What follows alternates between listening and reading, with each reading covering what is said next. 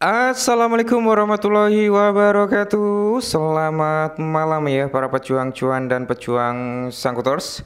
Bagaimana keadaan kalian semua? Semoga kalian dalam keadaan sehat semua ya, dan saya doakan sukses semua. Amin. Mantap jiwa ya.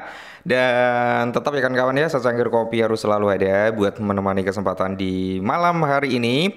Oke, dimana kalau kita lihat bersama-sama bro ya, untuk market cap berada di area 2,96 triliun dolar ya. Fire and Greed Index masih stay di area 53. Indeksnya altcoin berada di area 14. Dan kalau kita lihat teman-teman ya, untuk parameter harga Bitcoin masih bermain-main di area 94 ribuan. Nah, malam hari ini dia terjadi sedikit koreksi sebesar 0,25%. Semoga saja lekas recover kembali ya.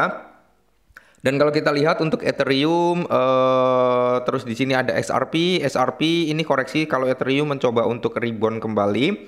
Serta kalau kita lihat BNB dan Solana ya, ini juga koreksi. Dogecoin mulai recover, Cardano ya mayoritas malam hari ini ya.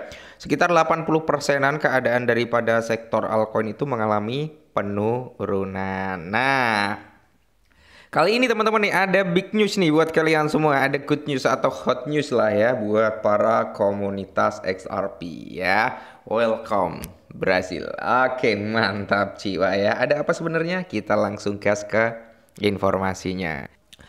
Nah, jadi di sini teman-teman ya, untuk ETF-nya XRP pertama kali meluncur di Brasil, teman-teman ya. Akankah US atau Amerika Serikat itu akan mengikuti? Semoga saja dalam waktu dekat. Karena kalau Amerika Serikat mengikuti, pasti di sini akan ada apa ya? Bisa dikatakan mungkin pumping harga ya, rebound daripada XRP, price target bisa ke area 3 dolar something. Waduh, mantap ya. Nah, jadi ETF XRP pertama di dunia, XRP H11 diluncurkan oleh Hasdaq, mulai diperdagangkan di bursa B3 ya di Brasil teman-teman ya. Dimana menawarkan exposure XRP yang terregulasi. Mantap jiwa ya.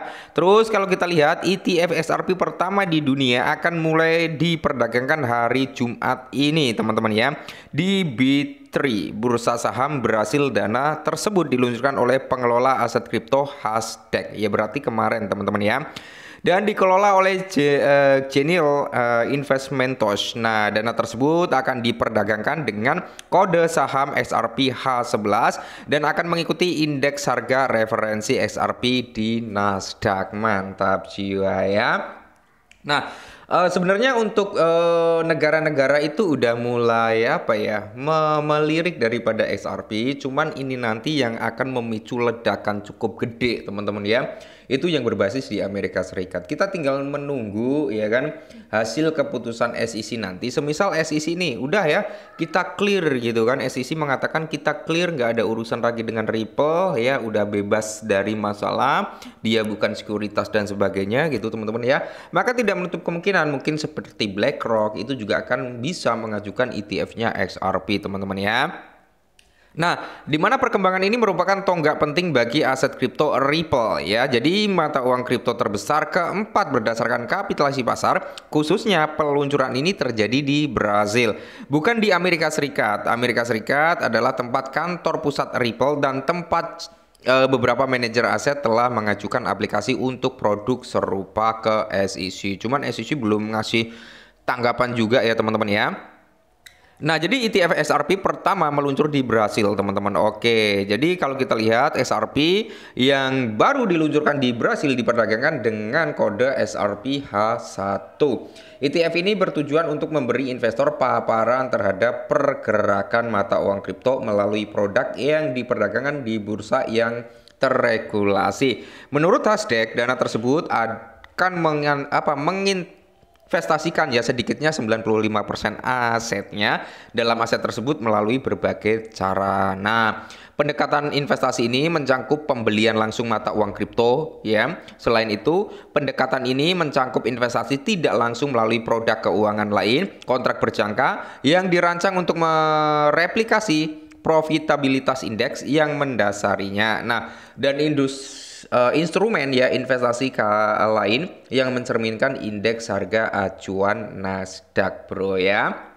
Jadi struktur ini mungkin ya investor retail dan institusi untuk mendapatkan exposure terhadap aset tanpa memegang mata uang kripto itu sendiri secara langsung. Dimana sebenarnya di sini teman-teman ya, untuk ETF-nya XRP itu sebenarnya udah banyak banget lah ya yang ngajuin bro ya, udah banyak.